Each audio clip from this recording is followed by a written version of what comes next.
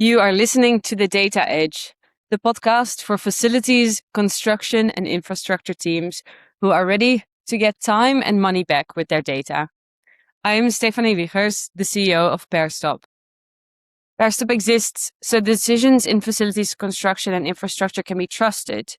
We clean and enrich procurement and asset data so the numbers behind a decision are accurate before anyone acts on them.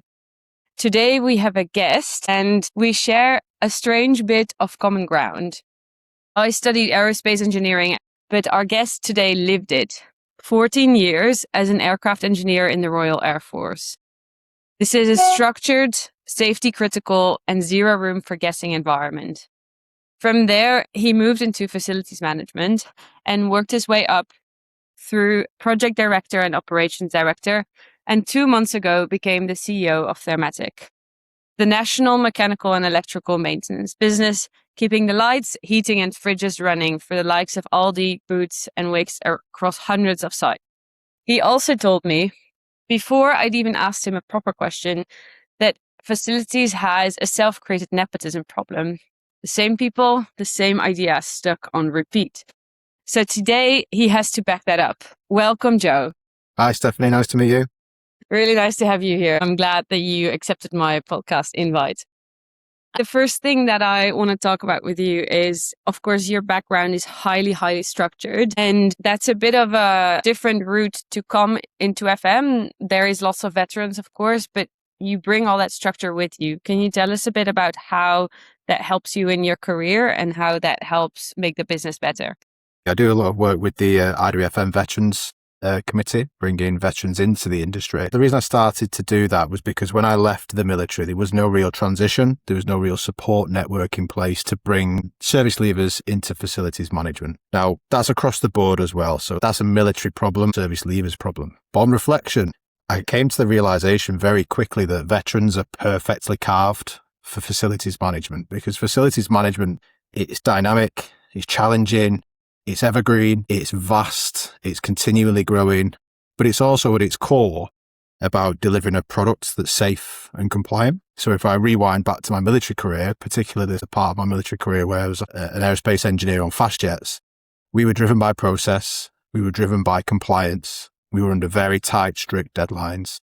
And the quality aspects that underpinned everything that we did was second to none. So there's a lot of synergy between the military background, service leavers, particularly those that come from engineering backgrounds and facilities management. I can imagine that especially in hard services, it is essentially that same quality that you need. Like something cannot break. The process needs to be executed with super high structure. Absolutely. We have regulations like the Building Safety Act and whatnot that govern everything that we do to a certain standard. We have very recent examples whereby we've had to mobilise crews of engineers very quickly to go and increase the compliance or make a client site compliant because they've had failed infrastructure. Again, if I rewind back to my military days when we operated on like a quick reaction force for the Typhoon Eurofighter, we would be ready to mobilise aircraft into the skies constantly. So the ability to understand why you're doing something, but then also to get all the rest of the teams to understand why they're doing it and be invested in creating a great product is something that veterans bring to that industry. Do you have many other veterans on your team? Within the business, we've got a handful of veterans, predominantly within the engineering field. There's one other veteran within the office support team. We're an SME, so as an SME, I don't really have the size and the backing behind me to bring in and be really active in recruitment and giving opportunities. And I want to be able to offer reservist days and whatnot. It really is working with other businesses like mine, the SMEs, but then also working with the tier one businesses, the much bigger businesses that can be a lot more active in educating the industry and educating service leavers about what the opportunities are. Basically, you're saying, okay, you need to have some people who have the industry background and knowledge, and then it's a great add-on to have service leavers on your team who bring that experience and that structure, but obviously you need someone around them to get started and get going in the industry. Service leavers are very adaptable. I hammer this point home all the time that service leavers are not perfect. Especially veterans, we're very biased and we will always say service leavers are dedicated, they're loyal, they're adaptable, they're agile. But that's a very broad brushstroke to hit service leavers with and hit veterans with. Actually, what you find is not all service leavers are great. And sometimes there is a bad rep. But the ones that you do find, they're like gold dust. And they're the ones that you can insert into a business and they will be adaptable to any particular role or any particular challenge. And what you'll find is often in a chaotic situation, they'll be the ones that you see stood up. They'll be the ones that you see inspiring people to follow. They'll be the ones that you see will be acting rather than freezing. So it's always worth having good service leavers in and around the business.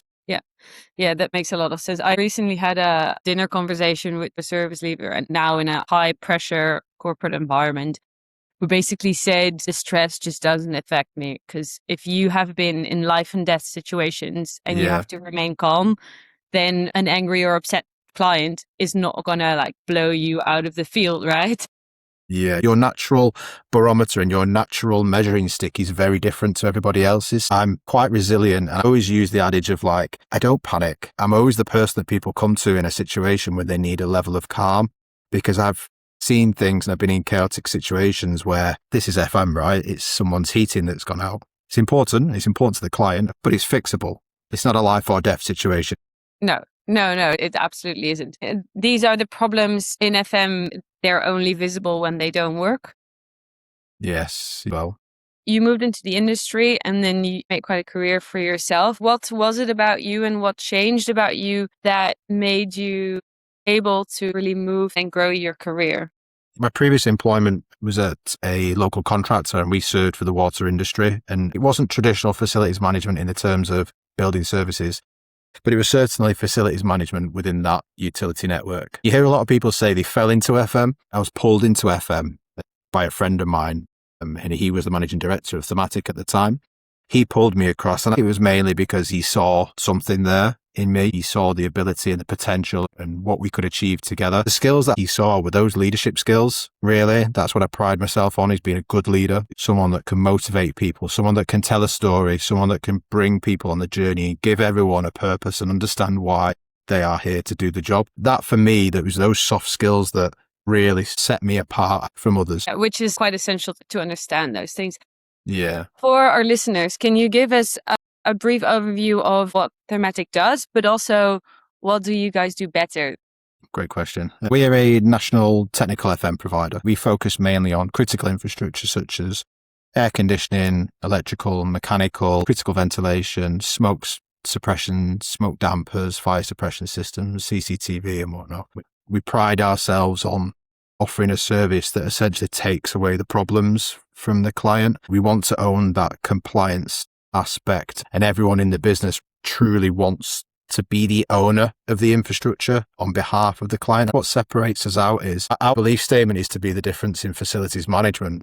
And if you were to ask anyone in the business what that means, I would expect 100 different answers. And that's what I want, is 100 different answers, because I want it to be specific to them. I want their world. I want them to have their own way of adding 1%. I want them to have their own way of driving difference, of driving initiative, driving creativity in what they do. What makes us different is that they feel like there's a level of care, a level of ownership, a level of accountability, a level of creativity in the conversations that they have with every member of staff.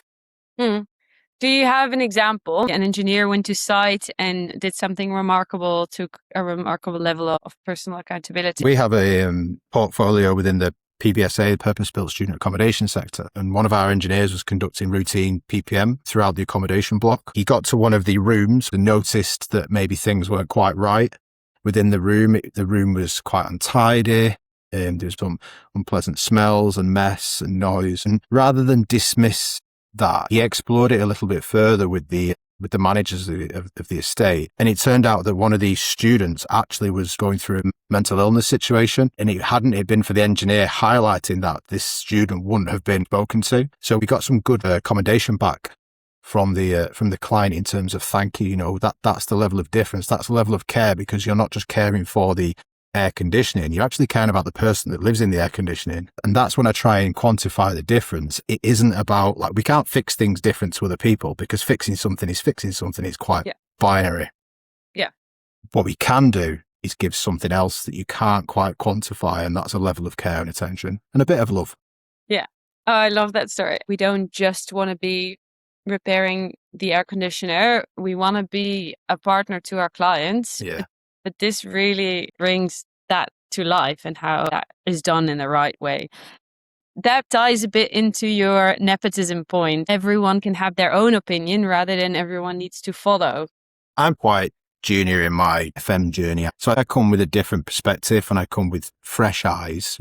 I don't think my eyes are green anymore. My eyes are fresh. And what I see is a lot of transactional relationships, a lot of the same people, the same faces, the same voices, the same narrative, the same problems, the same questions. Again, regurgitated regularly and struggled to see the solutions. There's been a few changes within the FM industry, and I'm really excited to see what certain people do in the roles that they've taken over the past 6 to 12 months. The next 3 to 4 years could be quite exciting for the industry, but we need to drive a collaborative change. We need to stop trampling over each other, stop competing with each other, stop trying to win and start trying to build a better infrastructure, because there's lots of pressure. There's economic pressure, there's political pressure, there's the net zero initiatives. There's all these external factors and all these external pressures which are affecting the end user. It's our job as facilities managers to try and make their life and experience as comfortable and as safe as possible. And we can only do that if we do that together. And that's the narrative It's not about making a transactional profit every single time we go to work. Focus on improving the environment for people. So more about a network and quality where everyone has the same shared goal, which is for all of us to live and operate and work in a pleasant environment. Everyone should feel safe and everyone should feel confident and comfortable to be the best version of themselves. And you can't do that if your building isn't performing because there's a spelling mistake on a contract. What's really important here? What are we trying to achieve? Yeah. This podcast is, of course, called The Data Edge, and we couldn't really do this if I wasn't going to ask you some questions about how you work with technology, what do you do with data, insights, reporting, and of course, how have you worked with AI in the last year? Yeah. Can you shed some light on that? We have to embrace data, and we have to embrace the change, the automation, the AI initiatives that are coming. We've never had as much data at our fingertips ever in the history of the world, never mind FM. It's what we do with that data. I remember at the IFM summit that I spoke on a panel with Andrew Hulbert, and he used the phrase, you put shit in, you get shit out. We really need to boil it back to the fact that are we prepared, really prepared, to turn that data into information intelligence? Do we know how to do that? Many people just rush to AI or rush to automation, and there's a lot of groundwork first so that the AI and automation has got longevity in it and is sustainable. And what we're trying to do at the moment is we're going through a huge process review. So every process that we have in the business has been whiteboarded. We're looking at efficiencies, manual efficiencies that we can make at this moment in time with a view to then start to automate and start to introduce AI in certain areas. And these processes move really quick. It's not that challenging to do. It's just making sure that the process is right to start and that the data that's going in is correct, because otherwise the data you get out will be incorrect and the AI will only do what you ask it to do at the start, or it's set up correctly so that you can get the best out of it. Yeah. What you're doing is definitely the approach to take, right? Map out the processes and then see where can we have an AI work with this. Make those AI agents your AI colleagues, name them, and make them part of the team, and be clear around the accountability and who else is involved in this process. So you naturally build in those checks and interactions with colleagues around it. I've built my own personal AI agent that works within my workspace, and they're essentially an extension of myself. We've also built technical AI agents from a compliance perspective. It may look like an electrical technical AI agent. You can upload all the wiring regs and all the electrical regulations to it, and you can close off what that AI agent can search to and specifically point it in a certain direction. And all of a sudden, we can review compliance on EICRs or on electrical tests or on infrastructure or on design in seconds now. It took a design engineer hours. Your engineer can now spend their time on things they do even better. Exactly. How do you go about data being correct and the quality being high? That's a real challenge for our business. We have a lot of client data as well in terms of the infrastructure that we work on. A lot of national retailers, and they might have 1,200 to 1,400 sites, and the data within each site can be vast. The touch points is huge. So it really is about being methodical, and starting at day one is when we onboard an engineer, we need to make sure that the process is standardized. The engineer is onboarded in the same way. It's completely uniform. Then when they're deployed to a job, the deployment is absolutely uniform and correct. And then the asset management, the asset verification, the asset data on each site is uniform and correct. And then slowly but surely, we'll start to churn through and understand what that picture looks like and where we can introduce some automation. One of the key things we've done now is put an AI agent in with our CAFM system that recognizes health and safety issues. So we've trained the engineers to highlight certain things and certain text, a certain narrative and keywords, but also images. It can recognize health and safety issues within an image. There's no room for error anymore because it gets reviewed by the contract manager, but it also gets reviewed by the AI agent. And slowly but surely, we want to get to a point where we've got a dual review process, and then we've got a managed by exception process as well. Do you have IT people working on this internally, or is this something that AI has unlocked for you guys? Because now everyone who's actually on the job is also able to code a little bit. Yeah, I mean, it's external. So we have consultants that do this for us. They come and they work with us. They workshop certain things and they look at pinch points, and we review data and we find out where the bottlenecks are, and we work through them with the consultants. We're still quite early on in our journey, but what we're doing is quite impactful, adds quite a lot of value. So while we're not changing the world and we don't have complete AI suites. If you try to solve everything at once and you try to AI basically too much, then you're just going to get systems that break. A final question. Thermatic is doing a couple of things differently. You really empower the people and make sure that everyone can have their thinking rather than just following whatever orders are given. So basically like problem solving capability of the entire business. Tell us a little bit about your goals and when you look back in a year from now and you've achieved the following things. Some of our objectives really are to achieve certain metrics within satisfaction. One of our metrics is customer satisfaction, like CSAT, NPS, but then it's the eNPS, our employee NPS score as well. But we also go out to our supply chain and ask them to score us as well. Because for me, I want to be a business that everybody wants to work for, everybody wants to work with, and everybody wants us to work with them and for them. Look at Thematic through those three lenses. Are we a good supplier? Are we a great place to work? And how are we a good customer? If those three areas are covered off with interest, then surely we must be a successful business, right? We must be a great place to work. And then everything else will fall into place around it. Those three metrics will constantly steer us in the right direction. Mm-hmm. I love that. And I love how you also included not only are we a good supplier, but also are we a good buyer? There's no point being at the top of the food chain because nobody wants to be eaten. You've got to collaborate with everybody and you've got to work together with everybody to become a good service provider. I love that. That's a really, really great take on this. Thank you so much for being on today. And I thought that the story of the engineer who spotted the student welfare was the best possible way to make that come to life. And I must say, I'm getting quite excited when I hear you talk about the AI developments that you've already been making. Thank you. I really enjoyed the conversation today.